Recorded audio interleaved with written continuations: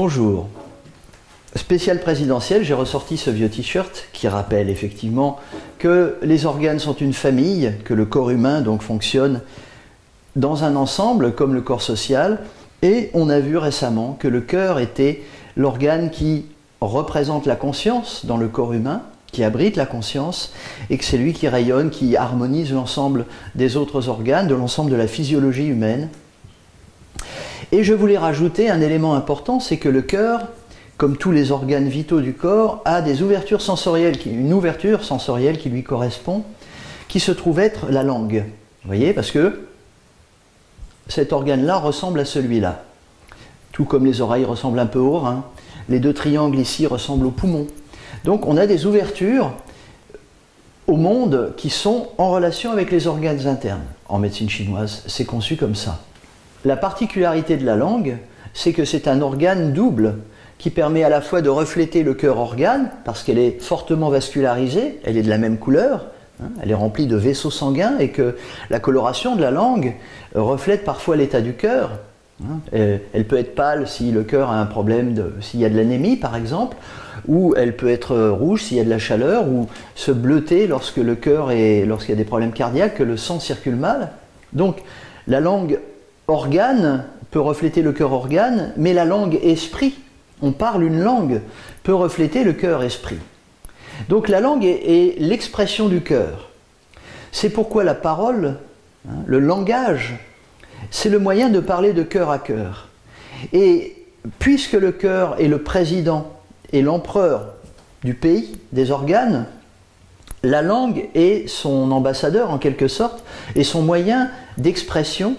C'est pourquoi le discours d'un roi, le discours d'un empereur, le discours d'un président est quelque chose de très important, parce que la clarté de l'élocution, la portée de l'élocution, conditionne exactement le rapport qui va s'établir entre le roi et son pays.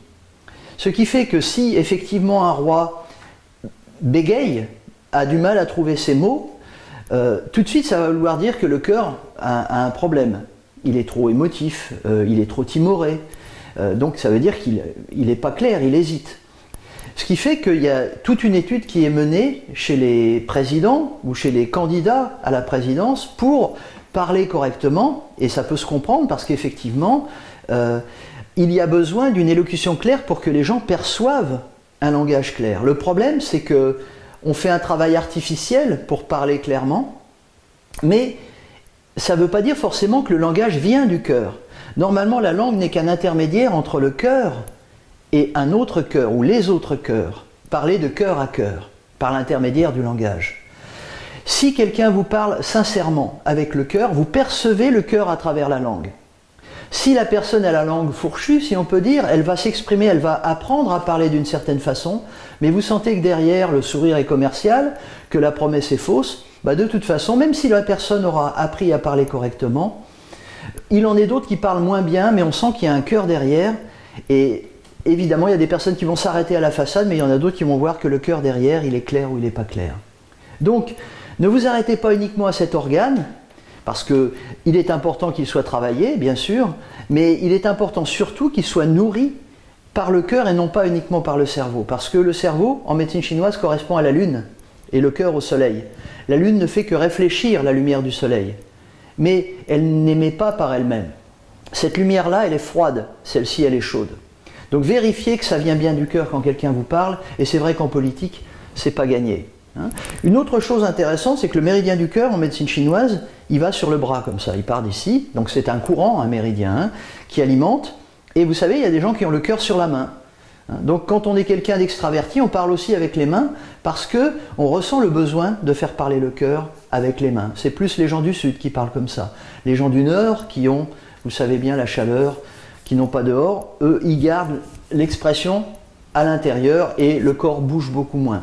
Mais ça, c'est simplement une question de fonctionnement du sang par rapport à la nature. Vous voyez bien qu'on est le produit de la nature. Il y a d'ailleurs un point ici, en acupuncture, qui est très important pour les problèmes d'élocution. Donc s'il y a des candidats à la présidence qui ont des problèmes d'élocution, vous me faites signe, il y a des petites choses à faire pour que le discours d'un roi s'améliore. Mais franchement, c'est de là que ça vient. Le reste, c'est accessoire. Votez bien. Ah, Vive la médecine chinoise, vive la France.